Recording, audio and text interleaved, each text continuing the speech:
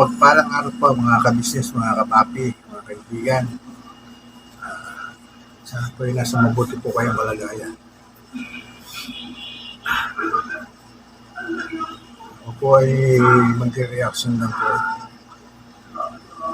tungkol sa nangyari na naman po sa ating Kuya Bong. Lubos na nakakalungkot ang nangyari.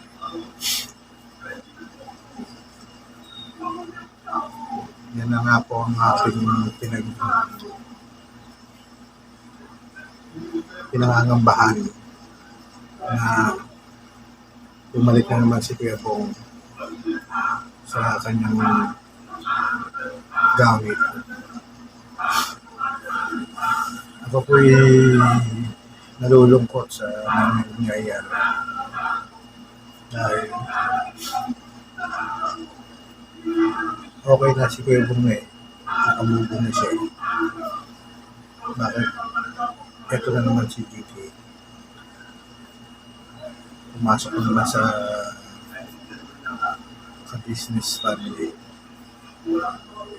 Hindi nga rin maisip kung siya ba ay totoo o pinaglalaro na naman niya yung damdamin ko yun. Talagang wala na siguro na naman siguro sa kanya. Kasi kita ko, pinanood ko yung mga video niya yan na mga kasama sila dito. Parang naman siya napipilitan na hindi maintindihan.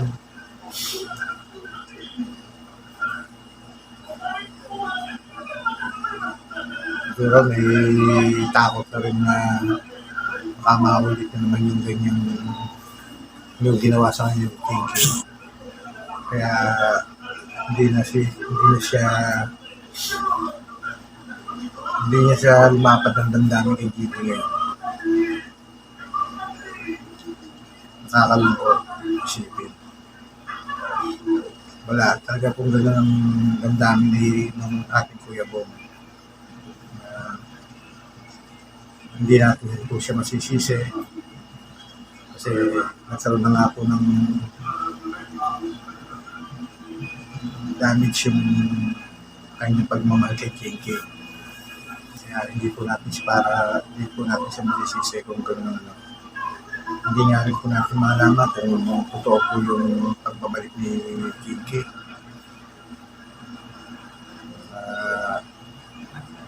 Mahirap na po magsalita kasi sabi nga, don't catch the book by discover. Sabi nga kung gano'n din ang ating kaya po mahirap po magbintang at paghinala sa isang tao. Pero hindi po natin maaalis sa ating isipan na hindi mag-isip kasi sa totoo lang po pag sige po na po ang pinag-uusapan parang pag siya'y nasaktan parang masakit din sa amin na lubos na nagmamahal kay Kuya Bong. Kaya kung sa akin lang po, kung ako po ang decision,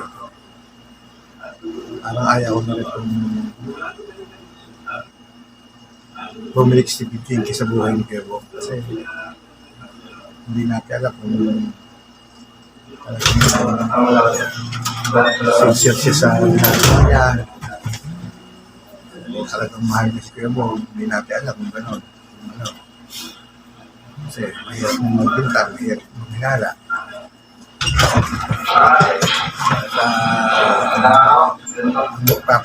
Ang talagang makapag-desisyon niya ay ang kuya ka-business, saka si ate ka-business. Kasi tayo, ako, katulad ko, tagahanga lang ako ni Kuya Bong. Hindi manari tayo makailan sa ganyang bagay. Pag-uusapan na po. Pero sa akin, parang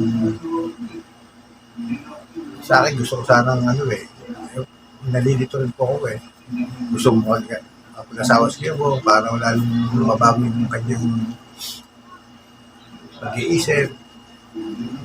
Kasi ang kulang na lang sa ating Kuya Bong ngayon, pamilya talaga Kung talagang mag-aaruga sa kanya. Totoo lang, yun ang ano po.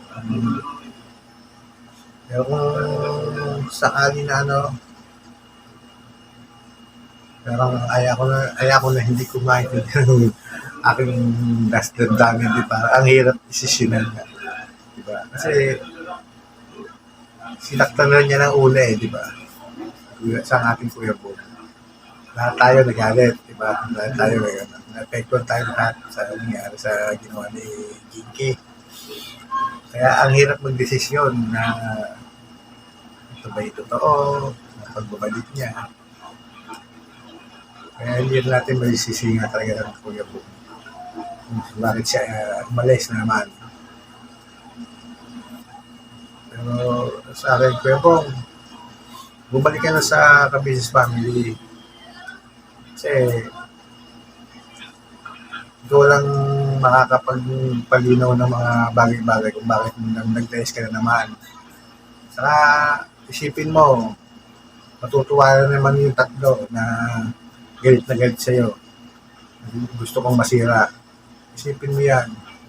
Pinagpupustahan ka, di ba? Tuwan-tuwa naman ang mga tumbong na mga yan sa nangyayari naman sa atin, sa inyo, sa iyo. Kaya Kuya Bong, bumalik ka na, please. Nakikiusap kami sa'yo. Kami, ikaw nasasaktan kami din. Nasasaktan kami sa nangyayari sa kung ayaw mo na kay Jinky, sabihin mo na kay Kuya Ka-Business, kay Ate Ka-Business. Ang gano'n ka, magbukas ka ng damdamin sa kanila. Kasi sila lang ang makakatulong sa'yo. Sila lang naman ang malapit sa'yo na nagmamalasakit. Maraming nagmamalakit sa akin sa'yo. Tulad namin, nagmamalasakit kami sa'yo. Kaya, Kuya Bong, yes lang, bumalik ka na sa Ka-Business Family. Kasi, pag pinagpatuloy mo yan at bumalik ka na sa taong kasa, alam mo na ang mangyayari. Mananalo mga alagan ni Satan. Kilala niyo na ba kung sino yung mga yun? Napanood ko nga ngayon si Mata. Parang ang ngiting aso na naman ang kanyang mga ngiti ngayon. Siguro napanood na niya yung nangyari kay Kibong eh. Ang ngiti niya, parang abot langit na naman. Panapanalo pa siya. Yun na nga yun, sinasabi niya, panalo na daw siya. Yun ang sinasabi niya ngayon. Sana Kuya Bong, bumalik ka na sa Ka-Business Family. Parang awa mo na. Nakikiusap kami sa iyo. Kung ano naman ang damdamin mo, ilabas mo, sabihin mo kay Kuya, kay Ka-Business, kay Ate Ka-Business. Kasi hindi naman makakatulong sa atin yung ginagawa mo, yung pag-alis mo, magbibisyo ka na naman. Ang masisira dyan, ikaw, saka si Kuya. Alam mo naman yung tatlong galit na galit sa inyo. Gusto kayo pabaksakin, alam naman yan. Pinagpapustahan ka, gusto kang bumalik sa dati. Yan mga tao yung mga walang konsensya. Tuwan-tuwa na masisira yung isang tao na dapat nagmamalasakit pa sila. Mga walang kwentang tao yan. Sana Kuya Bong, bumalik yan sa Ka-Business Family. Kasi hindi naman makakatulong sa atin yung paglayas mo na naman. Lalo makakasira yan sa Ka-Business, sa Ka-Business Family, sa iyo, sa kay Papa Liz, lahat yan. Masisira yan lahat ng mga pangarap nila sa iyo. Wala tayong gagawa kasi pumasok na naman yung ex mo eh. Hindi naman natin alam na gano'n ang mangyayari, ayaw mo na pala. Pero ngayon, siguro na naman nila Kuya na gano'n nga mga nangyayari. Napag-usapan ng mga bagay-bagay, bakit ka lumayas na gano'n. Siguro naman alam ng family Ka-Business ang gagawin na sa huling chow, sa gagawin hakbang. Kasi meeting na sila Kuya Ka-Business. pinagtugma-tugma yung mga nangyayari. Siguro alam na nila kung anong gagawin. Kaya Kuya Bong, bumalik ka na sa ka-business family. Hinihintay ka nila, maawa ka naman. Hirap na hirap ka naman sila sa paghanap sa'yo. Sana ay bumalik ka na, Kuya Bong. Sana please, bumalik ka na, please. Kuya Bong, sana ay huwag ka magpapabaya sa sarili mo at sana ay bumalik ka na, maawa ka. Masisira na naman ang mga pangarap ng ating kuya ka-business. Lalong matutuwa ang mga kalaban natin. Kaya po, please, bumalik. Salamat po sa maikling pag-reaction ko sa ating Kuya Bong. At sana po ay